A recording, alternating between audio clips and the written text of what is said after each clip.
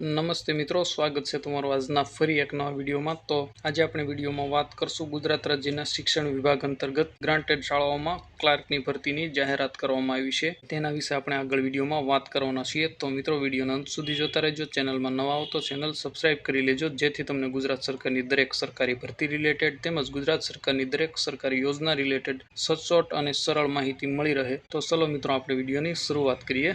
તો દર્શક મિત્રો, તમે સ્ક્રીનમાં જોઈ શકો છો, રાજ્યની વિવિધ ગ્રાન્ટેડ શાળાઓમાં અંદાજિત 4000 જેટલી ક્લાર્કની ખાલી પડેલી જગ્યાઓ માટે ભરતી કરવા માટે ગુજરાત રાજ્યના મુખ્યમંત્રી છે તેમને આદેશ કરેલો છે। જે સ્કૂલમાં ગ્રાન્ટેડ શાળાઓ છે ગુજરાત રાજ્યમાં, તેમાં ક્લાર્કોની ભરતી કરવા માટે જાહેરાત કરવામાં આવી છે। લાંબા સમયથી જે ગ્રાન્ટેડ શાળાઓ છે તેમાં ક્લાર્કોની જગ્યાઓ ખાલી હતી અથવા ભરેલી છે, તો કામનો લોડ હતો, જેથી નવી ક્લાર્કની ભરતી કરવા માટે મુખ્યમંત્રીએ જાહેરાત કરેલી છે, જેમાં રાજ્યના શાળા સંચાલકો જાતે જ આ જગ્યા પર ભરતી કરી શકશે। તે આગળની પદ્ધતિ છે તે અનુસરવાની રહેશે। તો જે રાજ્યની ગ્રાન્ટેડ શાળાઓ છે તે પોતે તેની શાળામાં ક્લાર્કની ભરતી કરી શકશે, પરંતુ જે જૂના નિયમો છે તે નિયમ પ્રમાણે ભરતી કરવાની રહેશે। તો મિત્રો, આવતા દિવસોમાં ગ્રાન્ટેડ શાળામાં પણ એક મોટી 4000 જેટલા ક્લાર્કોની ભરતી આવી રહી છે। તો જે મિત્રો તૈયારી કરતા હોય તે ખાસ તૈયારી ચાલુ રાખે।